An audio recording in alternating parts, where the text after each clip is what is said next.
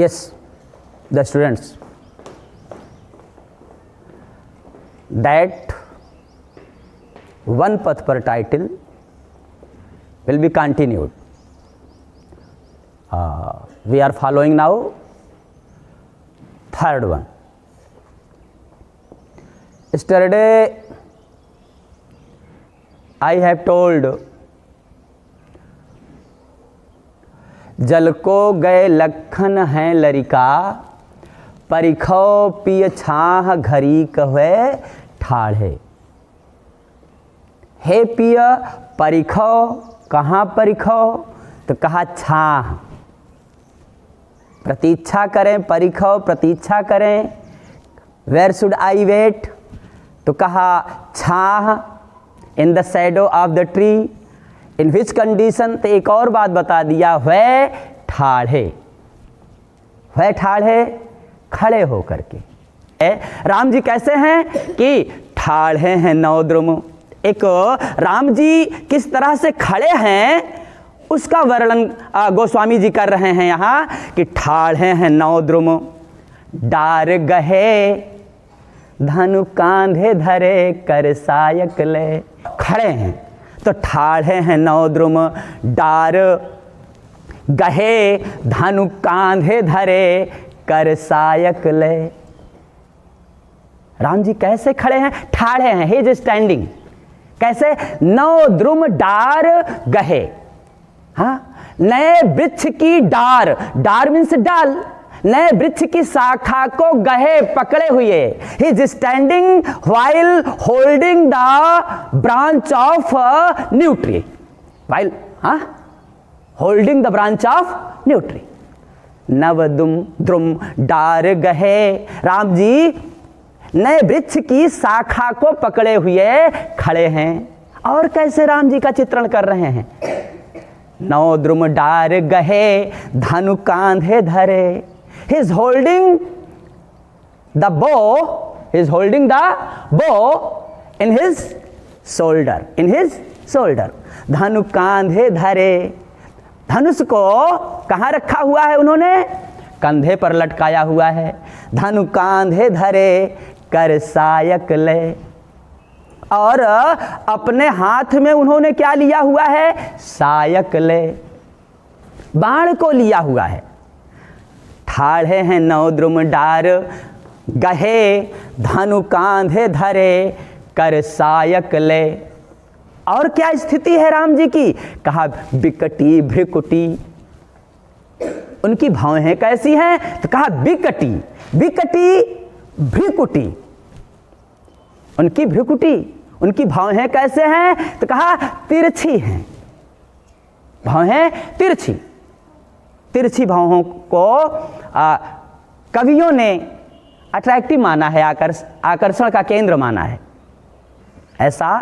ऐसी भौहें अच्छी लगती हैं। तो बिकटी भ्रिकुटी, राम जी की भौहें कैसी हैं? तो कहा बिकटी, तिरछी हैं, बिकटी भ्रिकुटी। और बडरी अखियां, उनकी अखियां कैसी हैं? हाँ, उनकी आंखें कैसी? तो कहा बिकटी भ्रिकुटी बडरी। बडरी मीन्स बड़ी बड़ी हैं, आंखें छोटी नहीं है राम जी की। आंखें छोटी, आंखें कैसी हैं? तो बड़ी बड़ी हैं।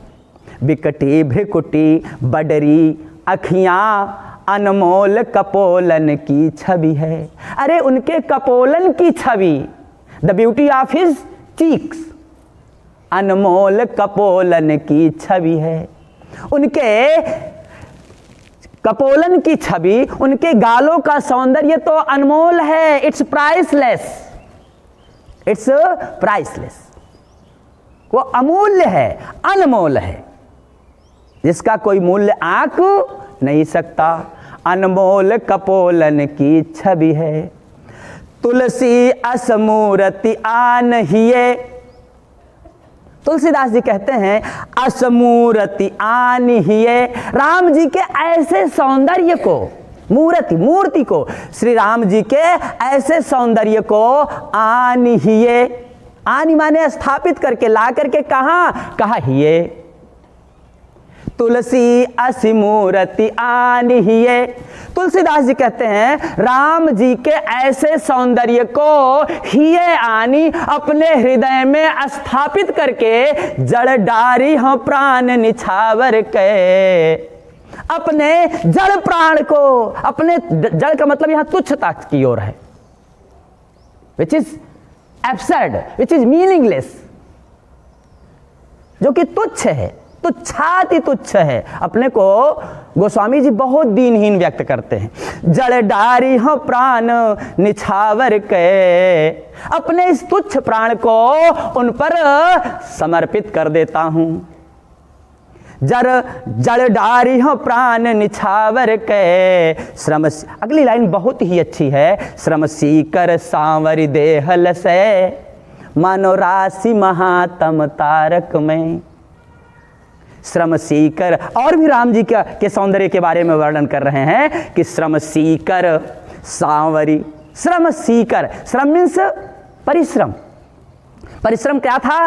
वो गर्मी में, चिलचिलाती धूप में वो यात्रा किए हुए हैं। ऐसे राम जी के श्रम, परिश्रम जन्य, श्रम, श्रम मीन्स परिश्रम से उत्पन्न। श्रम सीकर, सीकर का मतलब, सीकर का मतलब है बच्चों पसीने की बूंदें। हमारे अवधि बेल्ट में सीकर का कुछ अन्य भाव है। हाँ, आम के the ripen fruit of the mango, आम का पका हुआ फल, उसको सीकल कहा जाता है, सीकर कहा जाता है। लेकिन नहीं, यहां सीकर का मतलब है, सीकर का मतलब पसीने की बूंदें। श्रम सीकर सांवरी देहल से, क्या लाइन है। कहा श्रम सीकर सांवरी देहल से, राम जी के परिश्रम से उत्पन्न पसीने की बूंदें। श्रम सीकर सांवरी देह लसय, लसय मीन्स सुशोभित हो रही है। राम जी के परिश्रम से उत्पन्न पसीने की बूंदें ऐसे सुशोभित हो रही हैं। कहा कैसे सुशोभित हो रही हैं? मानो रास महातम तारक में, मानो महातम राशि, भयंकर अंधकार से युक्त आकाश, महातम राशि, भयंकर अंधकार से युक्त आकाश क्या हो? तारक में, तारों से युक्त हो। अब जरा समझेंगे उपमान को। हाँ, यहां भयंकर अंधकार से उत्पन्न भयंकर अंधकार राशि से युक्त आकाश तारों से युक्त है। इसका क्या मतलब हुआ? तो अब देखेंगे कि श्रम सीकर सांवरी देह, तो जो सांवरी देह भगवान की जो सावला शरीर है, नीलांबुज श्यामल कोमलांगम, भगवान का जो सांवला शरीर है, इस सांवले शरीर का उपमान क्या बना? इस सांवले शरीर का महातम तारक में, तो जो भयंकर अंधकार राशि से युक्त क्या है? आकाश है। आकाश काला है और कहा घोरतम महातम तारक में, तो महातम तो अत्यधिक अंधकार से युक्त आकाश, सांवलेपन का क्या बना? भगवान राम के सांवलेपन का क्या बना?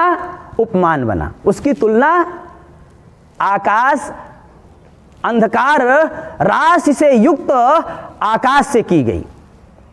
और जो पसीने की बूंद है राम जी के शरीर की, वो कैसे लग रही हैं? तो कहा तारक में, तारे आकाश में छोटे छोटे दिखाई देते हैं, है कि नहीं? अब राम जी के सांवले शरीर में जो पसीने की बूंदें जो चमक रही हैं, उसकी जो आभा निकल रही है, वो उसका उपमान क्या बना? तारा। उसका क्या उपमान बना? तारा। तो माने जो पसीने की बूंदें हैं किस तरह से हैं? तारों के समान हैं। और उनका सांवला शरीर कैसे है? तो मानो घोर अंधकार से युक्त आकाश हो। तो श्रम सीकर सावरी देहल से, मानो राशि महातम तारक में।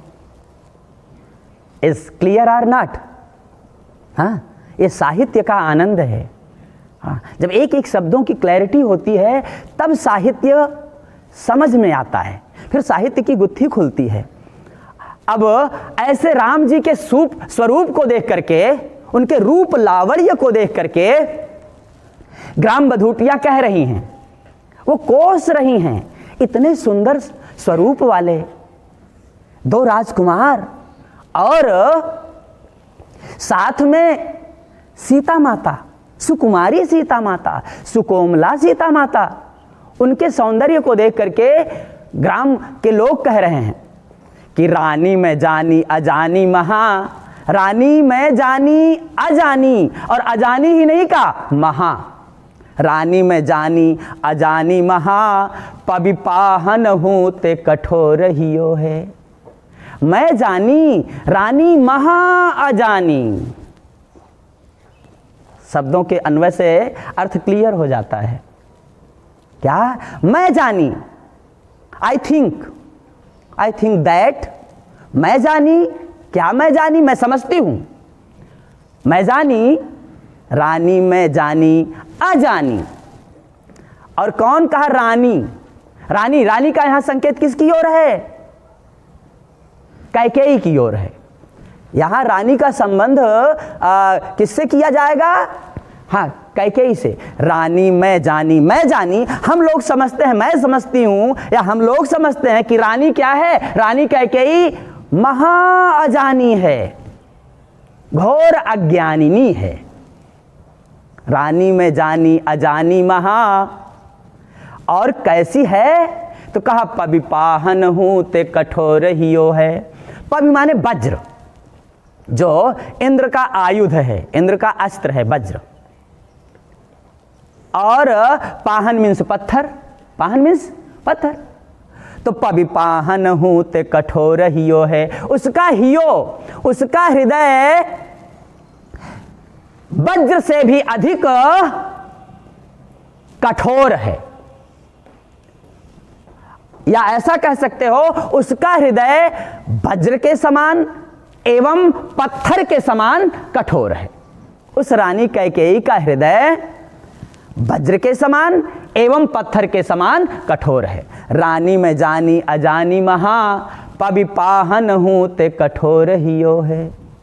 और राजहु काज अकाज न जान्यो, और राजा को भी, अब यहां राजा का संबंध नृपाल दशरथ से है, दशरथ जी से है।